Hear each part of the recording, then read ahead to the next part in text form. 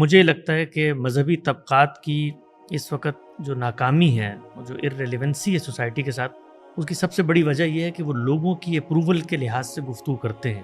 اور معاملہ یہاں تک پہنچ چکا ہے، میرا بڑا رابطہ رہتا ہے، دوست ہیں مذہبی لوگ،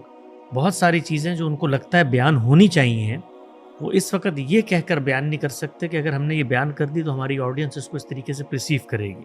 آپ دیکھیں اس ملک کے اندر جو اس وقت قوانین موجود ہیں، کسی عالم کو بٹھا لیں آپ خلوت میں اور اس سے پوچھیں،